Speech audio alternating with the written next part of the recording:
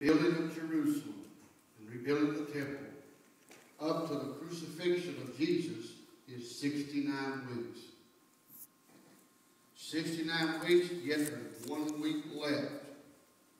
The 1 week left is known as the Great Tribulation. That's the 70th week. The 70th week is a factor of the book of Revelation. That's the 70th week. This, from the 69th week to the 70th week, we have a window spanning here that nobody knows that hour, that time, that the church is going to be called out.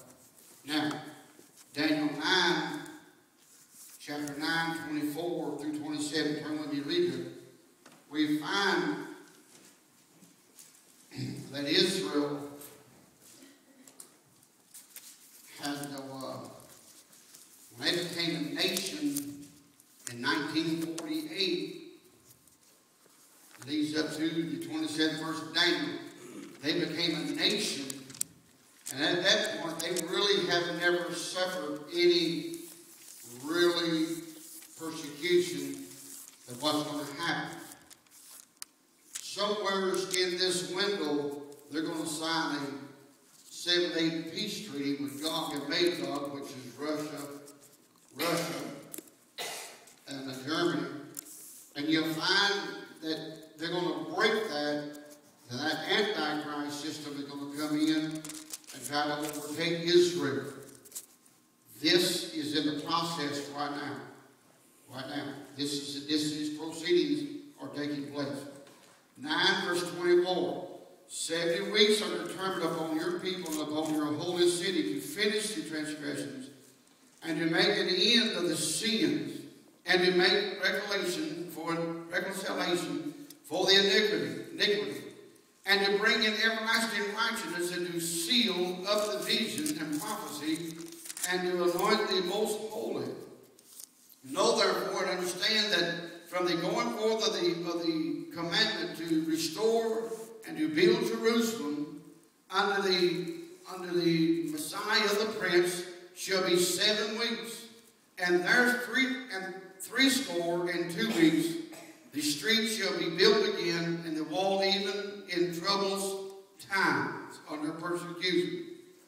Right in the middle of the tribulation.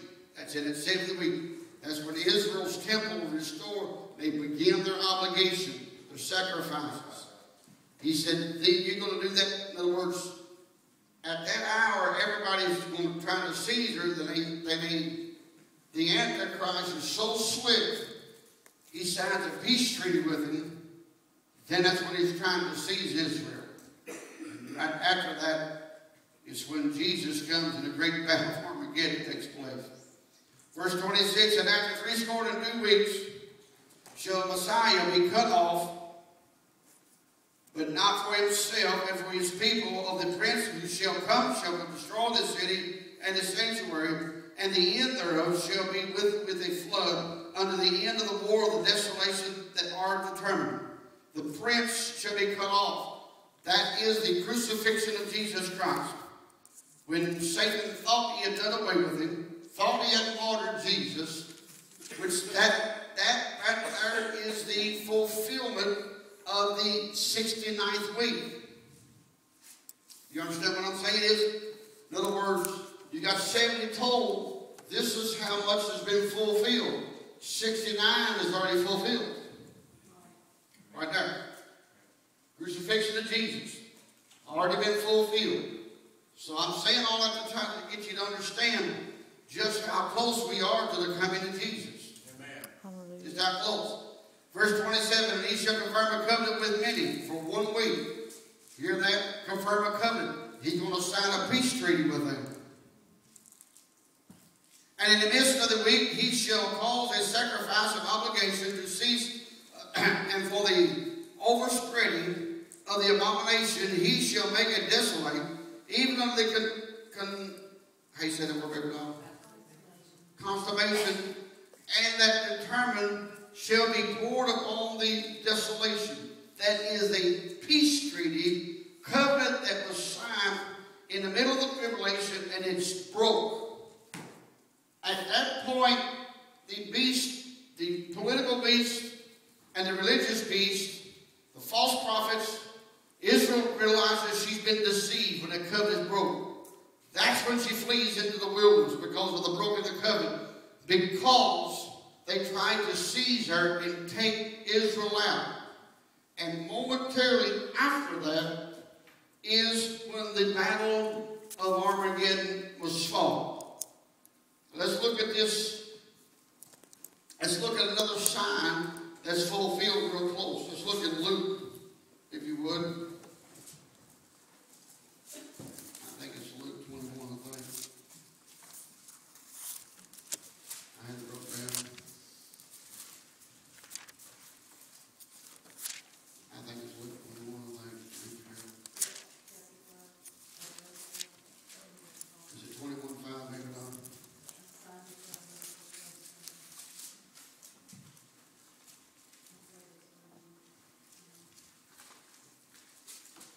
No. It predicts the time of the Gentile.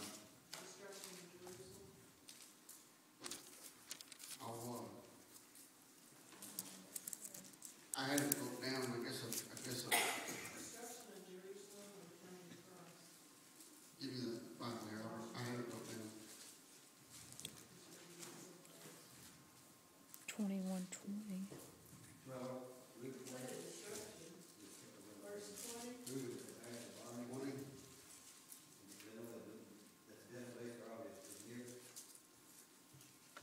Let's see. 21:20. It tells about the times of the Gentiles.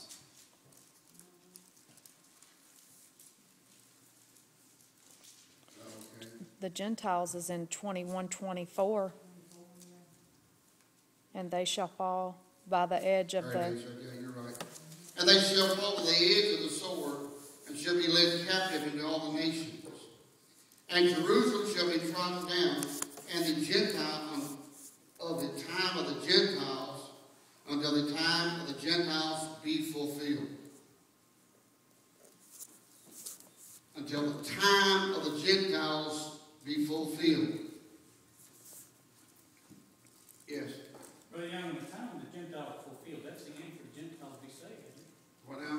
When the time of the Gentiles are fulfilled, that's the last chance for the Gentiles. No, I'm going to fix and explain it to you. Okay. You go all the way back to in history till 1018? From 1018 to 1967.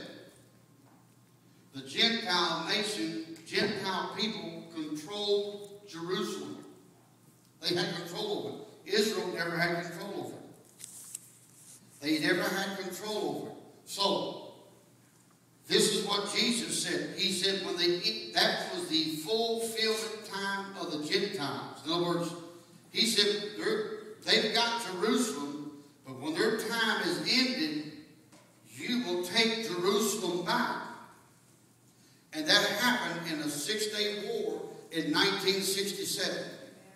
They took, first time Israel in 2,500 years actually had control of Jerusalem. Fulfilled. Jesus said it right there, and it fulfilled. You could follow it through history. I wish I wrote the names down. There's about 10 different names of different Gentile kingdoms and kings that had control of it, but Israel didn't. So they do have control of it. Now, they have control of it right now. But in the middle of that 70th week, they're going to rebuild the temple to where Israel will sacrifice to God again. Yeah. Make the sacrifices, the ashes of the red heifer, and on. That story. I don't want to get on that. I haven't done a study on it to explain it to you. But they're going to start their sacrifices again. Then there comes the Antichrist, the empire, going to come in and Satan wants to set himself in the temple, in that same temple with Jerusalem, Brother G.H., and professing himself to be God, which he wanted to be from the beginning. So in doing that, that's when Israel puts her hands on her hips, and she realizes she's been deceived, and that's when the days of Jacob's trouble breaks out. If in a figure of speech, all Hades breaks out. All Hades breaks out. Why? Because they want to take back that holy city of David, that holy city of Jerusalem. Why? Because that is the apple of God's eye.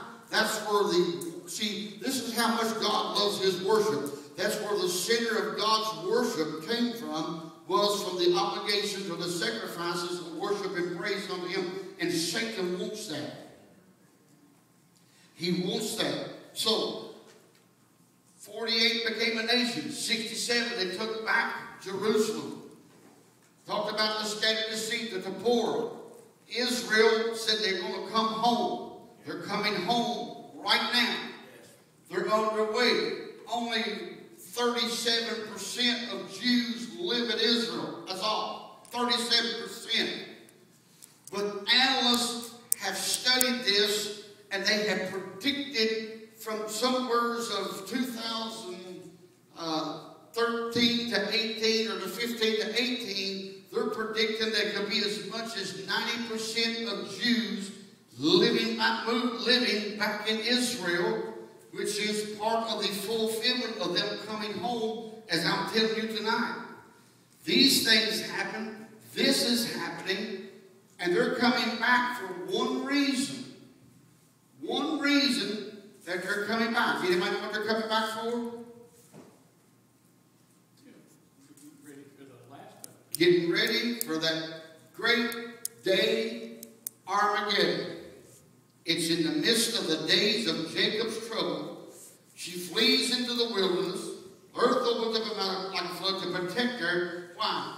Because old Gog and Magog, the Antichrist system, and the entire world is out to destroy her. And Jesus steps out because he predicted from the prophet Isaiah that all Israel would be saved. Paul quoted it in the book of Romans. He said all of Israel would be saved. God says, you just hold on just a minute. That's the apple of my eye. You're not going to take them. And that's the beginning of the great battle of Armageddon, which we talked about, that the blood would run to the horse's bridle bed, somewhere in the neighborhood of 6 foot deep, 200 miles long. That is the days of Jacob's trouble. Just young.